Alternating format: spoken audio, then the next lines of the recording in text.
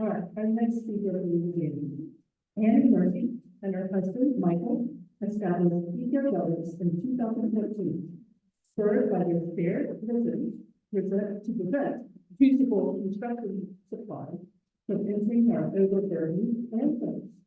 EcoRelics boasts a sprawling 50,000 square foot warehouse built in 1927 that serves as a treasure trove for enthusiasts of recycled materials and unique architectural elements. The store attracts shoppers from all over the United States seeking distinctive and sustainable design solutions. EcoRelics offers an extensive collection of reclaimed wood, live edge slabs, vintage stores, architectural salvage, and antique furniture. EcoRelics is a founding member of the Rail Yard District Business Council, which represents 60 businesses and more than 6,000 employees. Please welcome Annie Murphy.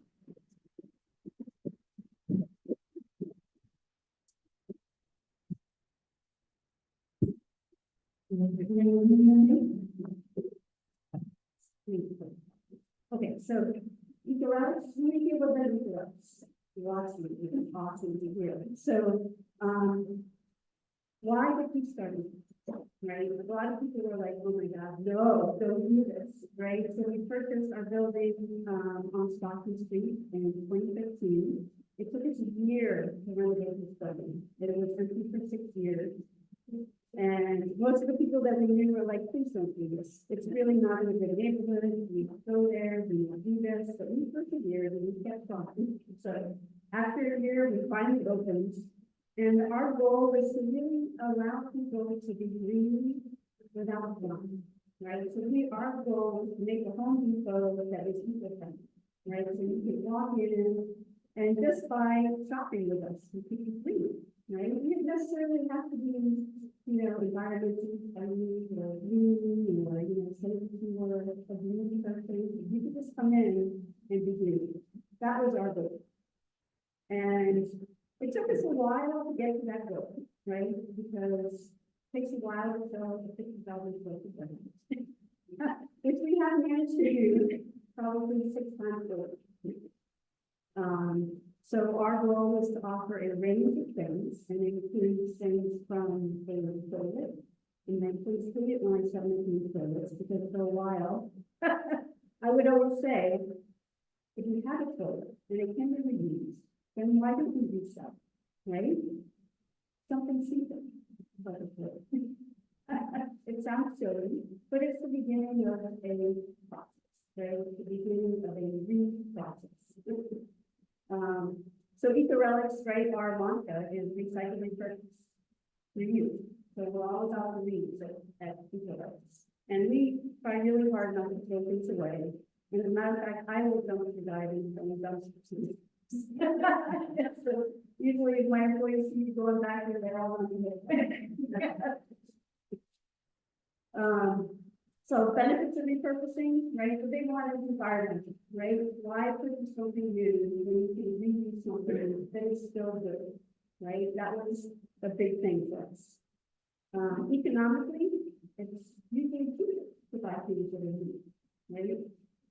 We have found, though, being a green business, that sometimes being green is a little bit more expensive, right? Because it takes a little bit more to get in and fill out an entire wood floor, email it, and make sure it's ready for somebody else to use.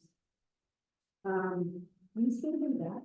So we still go out and put out flooring, we fill out doors, we fill out windows, we still make facilities. One of the things that we do with EcoRelics is that a lot of times we just let people use their solution in the moment. So we tend not to change the nature of something that we bring. We leave it as is, and we hope that our customers will be creative with whatever they see and whatever they find in EcoRelics. And with 50,000 square feet, hopefully you can find something that will pique your interest, or you will walk by it and then you'll do a double take and you'll come back to it and you'll be like, oh my God, I didn't know I had a movie here. So we hope that everybody can be creative and innovative when they come to EcoRelics. Sustainability obviously is a huge thing, right? So we are in, in the cornerstone of sustainability. Right? We try really hard not to throw away anything. There are some things that eventually we kind of have to try a little bit and throw it away. But generally we don't.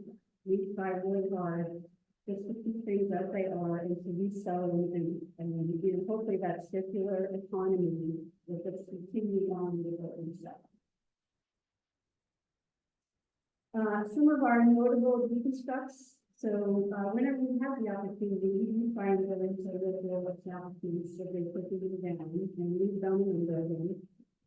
The Jacksonville Landing, which I'm sure you guys have all heard about. We went in there and deconstructed quite a bit of stuff with the help of the demo crew in the Jacksonville Landing.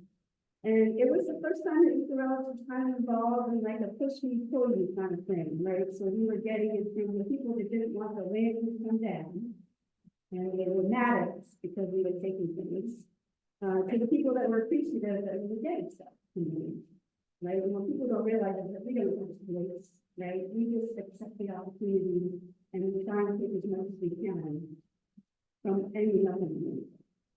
So we kind of got caught in the cross here a little bit, I think. We had to talk a couple times, but a lot of it's already said. So I don't think we have anything. We have a couple of chairs and a few things we have to do for the community so far that actually got stuck in the budget. But otherwise, everything's fine. The other thing we did was the Common Craft Funeral on Beaver Street. Are any of you guys familiar with that building on Beaver Street?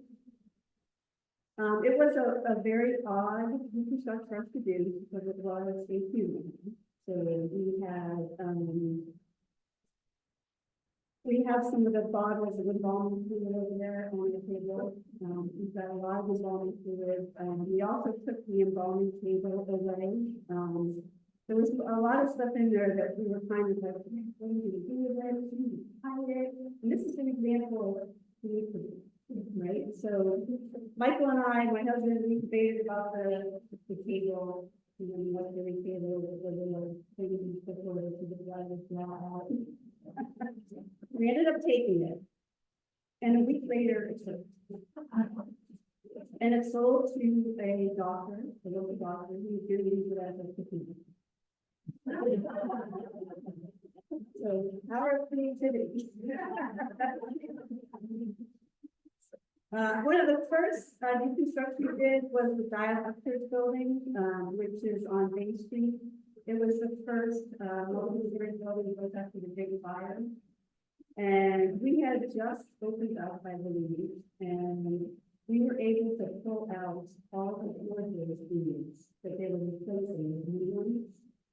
And the beams, as you can imagine, like if you've been into the all long, you know that we have to do about wood, the beauty of wood, and these beams were just, they were untouched since 1906. So they had not seen any air, and they were just gorgeous. We made tables, we made benches, we made all sorts of things out of it. So it was one of my greatest memories of EcoRelics because it was one of the first big deconstructions that we did, and that we were actually able to produce things from. And we were able to do it. So really cool. We've done a lot of private homes too, and things like that, but those are some of the biggest historical ones that we've done. So the power of loving things with history, right? That's what Eco's all about, right? Everything that we have has some kind of history to it. If you're into ghosts, our building has ghosts. So we assume that many of the things that we sell have some kind of, ethereal experience with them. But we do believe in the power of giving new life to pretty much everything. So we actively purchase from individuals. Most of our stuff that's in EcoRelics, we probably get 100 emails a week, with people willing to sell us stuff.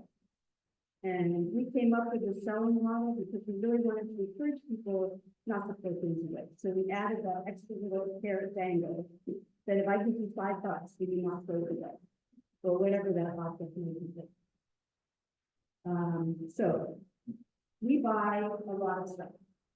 We buy wood windows, we buy fireplaces, we buy mantles, we buy sinks, faucet tubs, we buy antiques.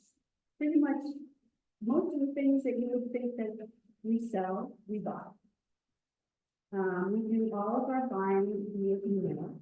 So we like to get pictures. We like to know if we want to go credit, if we want cash. If we want to go credit, we want cash. And we want to kind of know how much we want to pay. And then we go back and forth. And then we decide an email with an ask from us, then we can bring it in. So this works really well for us. And it never hurts to send an email with anything that we're looking to sell. All they can do is say no, and you can say no to us too. We don't have to use it, but especially if you would like to.